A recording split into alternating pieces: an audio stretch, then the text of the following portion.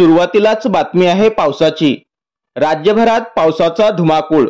विदर्भाला झोडपलं तर उत्तर महाराष्ट्रासह या जिल्ह्यात वादळी पावसाचे अलर्ट। पाहूया आयएमडीचा सविस्तर अंदाज।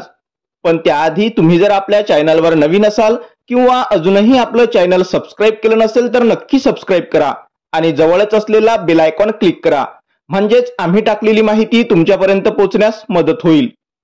राज्यभरात गेल्या 2 दिवसापासून पावसाने धुमाकूळ घातला आहे।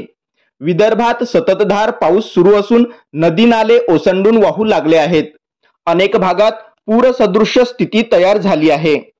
सकल भागात पाणीच पाणी झालं असून जनजीवन विस्कळीत झालंय। जुलै महिन्यात राज्यभरात समाधानकारक पाऊस झाला आहे। असे असून सरासरीच्या 99% पाऊस झाला आहे।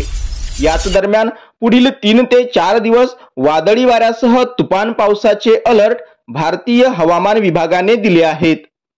महाराष्ट्रात पुन्हा एकदा पावसाने जोर धरला असून हवामान विभागाने राज्यातील अनेक भागांसाठी येलो आणि ऑरेंज अलर्ट जारी केला आहे। काही जिल्ह्यात विजांच्या कडकडाटासह पावसाची शक्यता वर्तवण्यात आली आहे। हवामान विभागाच्या नव्या अपडेटनुसार राज्यातील 9 जिल्ह्यांना ऑरेंज अलर्ट देण्यात आला आहे। त्यामुळे नागरिकांनी सतर्क राहून योग्य ती काळजी घ्यावी असे आवाहन देखील करण्यात आले आहे। नागपूर, भंडारा, गोंदिया, चंद्रपूर, गडचिरोली, यवतमाळ, अमरावती, वाशिम या जिल्ह्यांना हवामान विभागाकडून ऑरेंज अलर्ट देण्यात आला आहे। तसेच नंदुरबार, धुळे, जळगाव, नाशिक, छत्रपती संभाजीनगर, जालना, हिंगोली, परभणी, नांदेड आणि अकोला या जिल्ह्यांना येलो अलर्ट देण्यात आला आहे। गडचिरोली या जिल्ह्यामध्ये कालपासून सततधार पाऊस सुरू आहे। त्यातच गोसेखुर्द धरणाचे 33 दरवाजे उघडण्यात आले असून 3.5 लाखापेक्षा जास्त क्युसेक पाण्याचा विसर्ग सुरू आहे। हे पाणी आज सायंकाळपर्यंत गडचिरोली जिल्ह्यात पोहोचण्याची शक्यता असून मोठ्या पूर परिस्थितीचा धोका निर्माण झाला आहे। गडचिरोली जिल्ह्याला सोमवारी रेड अलर्ट तर आज बुधवारी ऑरेंज अलर्ट देण्यात आला आहे।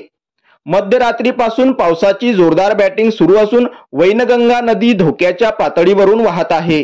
त्यामुळे नदीकाठच्या गावांना सतर्कतेचा इशारा देण्यात आला असून देसाईगंज, गडचिरोली, चामोर्शी या तालुक्यात वैनगंगा तर अहेरी, सिरोंचा या तालुक्यात प्राणहिता नदीच्या पाण्यामुळे पूरस्थिती निर्माण होण्याची शक्यता हवामान विभागाने वर्तवली आहे। अशाच महत्त्वपूर्ण माहितीसाठी चॅनलला नक्की सबस्क्राइब करा। धन्यवाद।